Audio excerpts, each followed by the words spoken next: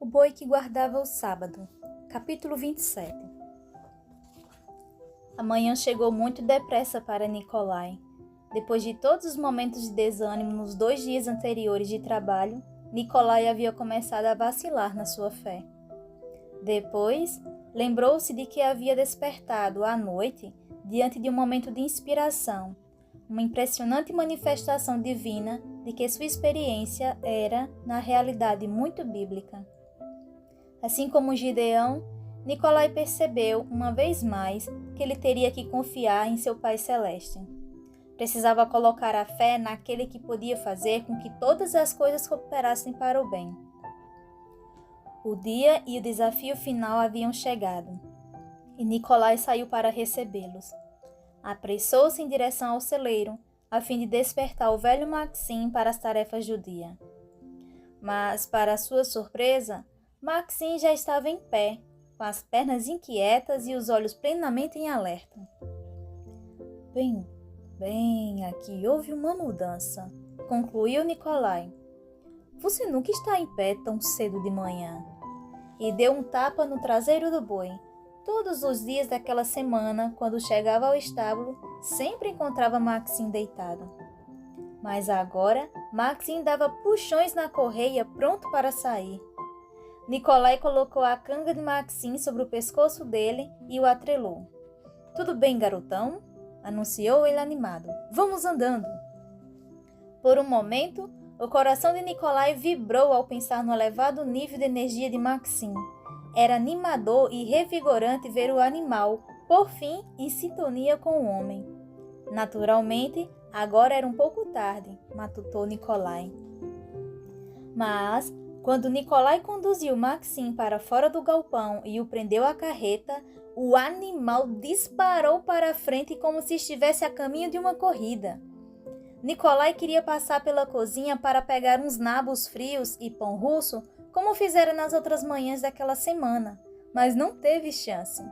Maxim saiu correndo e Nikolai precisou fazer o mesmo para acompanhá-lo.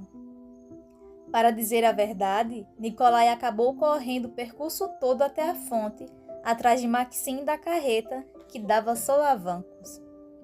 Quando Maxim, por fim, parou o carro, estava com a língua de fora e seu pelo marrom claro molhado de suor.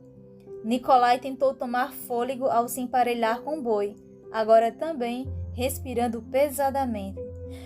Puxa, afinal o que aconteceu? Foi tudo que Nikolai disse enquanto Maxim permanecia com a cabeça baixa, os olhos se revirando. Nikolai encheu os barris e depois os prendeu firmemente ao carro com uma roda. Caso Maxim tivesse a ideia de correr de novo, Nikolai queria que os barris ficassem lá dentro. Ele olhou de novo para o boi. O que estaria acontecendo com o grande animal?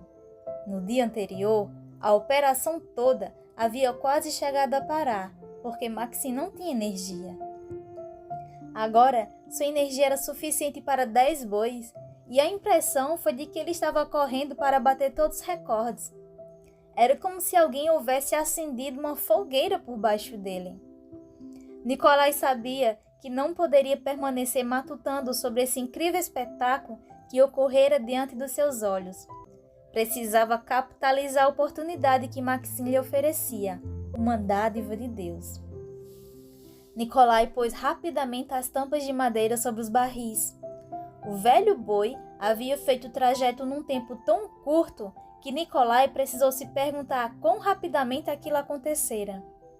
Mas não teve tempo para pensar no assunto, porque de repente, como se houvesse hora marcada, o boi partiu de novo. Retesou-se na canga até que a carreta começasse a correr num bom ritmo. O velho boi andava a uma velocidade inédita. O mais estranho de tudo, porém, era o modo como Maxim o fazia. Seu grande corpo angular agora deslizava como se fosse num movimento fluido. Sua marcha, firme e suave, puxava o carro sem as guinadas que geralmente aconteciam por causa do atrito entre a canga e os varais da carreta.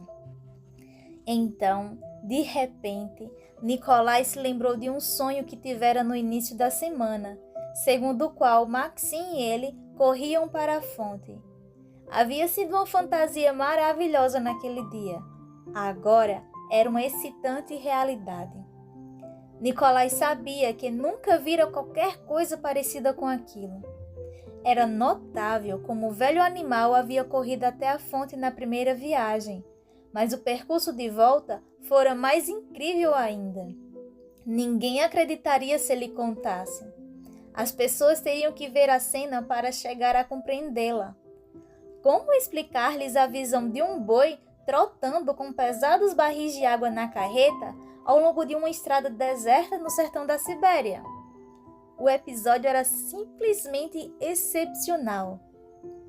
E agora, ele e Maxim batiam recordes de tempo.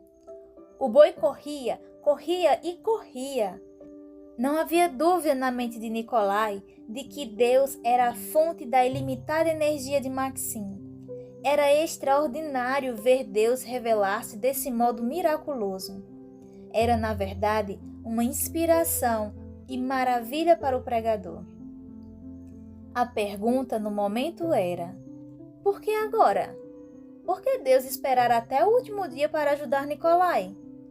Naturalmente, Nicolai sabia a resposta para essa pergunta.